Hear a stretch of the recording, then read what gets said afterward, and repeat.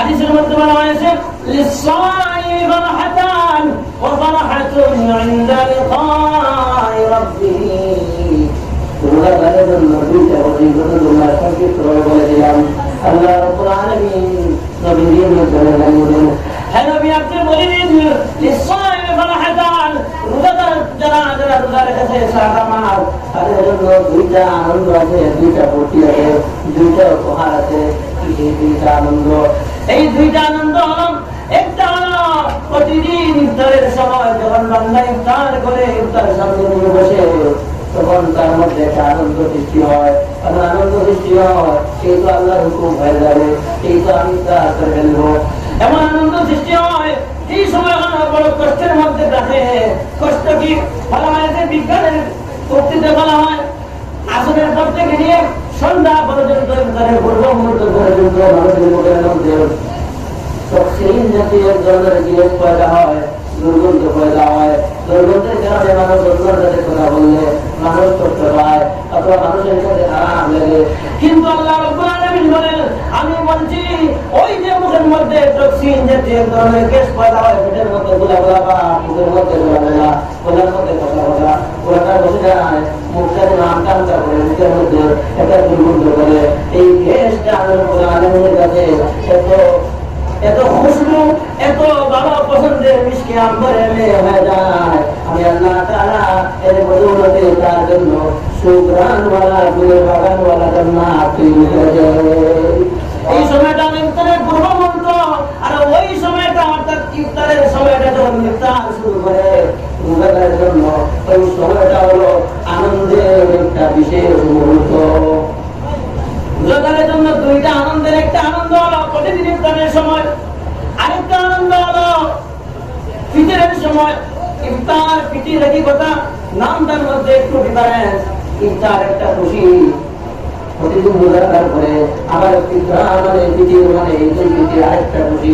অর্থাৎ ঈদগাহের যখন রোজাদার ফিতর রোজা রাখার পরে পুরো মাসের 1 চাঁদ থেকে নিয়ে রমজানের 4 থেকে নিয়ে শাওয়ালের 4 পর্যন্ত দিনগুলো কাছে বললাম, কারণ 29 হতে পারে, 30 হতে পারে, 30 বললাম না, 4 থেকে আরেক 4 পর্যন্ত দিনগুলো রেখেছে।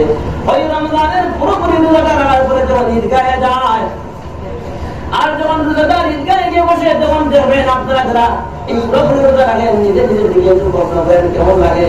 যখন আপনি ভালো পরিধান কাপড় পরিধান করলেন, যখন আপনি সুগন্ধি ব্যবহার করে, আর যখন রোজা পুরোপুরি রাখে আপনি হাতের মধ্যে শরীরের মধ্যে করবেন, তখন দিনের মধ্যে একটা প্রশান্তি লাগে, ভালো লাগে, আনন্দ লাগে, খুশি লাগে।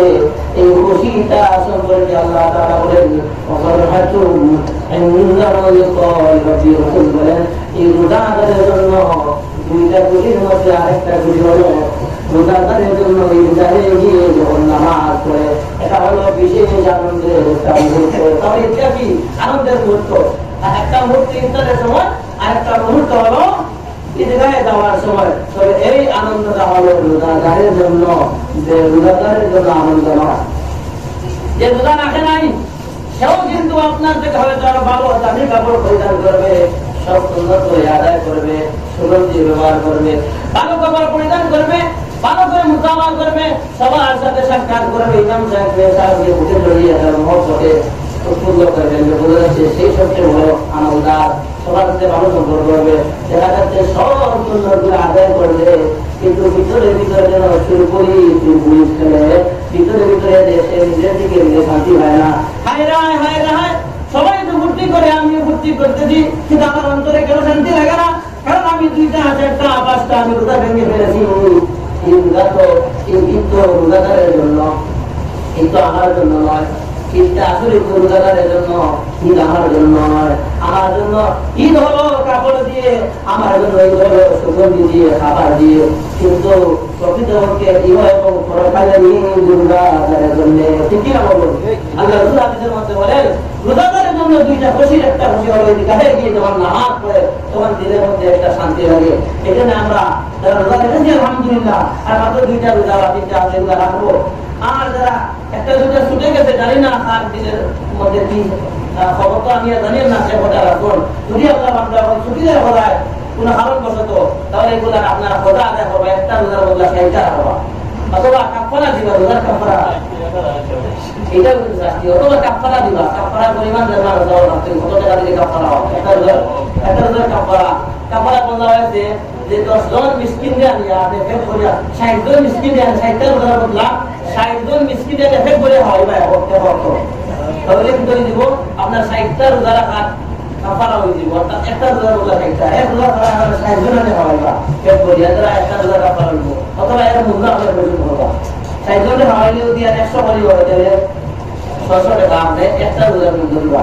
এইভাবে জানেন না, আমি তো অনুমান করতে পারি তো 60 জন এখানে ছিল, 60 জন ছিল খানার বিল কত হইতে পারে, তার মাসলা তো দেখে ভালো লাগবে, ভুল করলাম মাসলারে আমি না কামিয়াত টাকা কাফারা দিবা।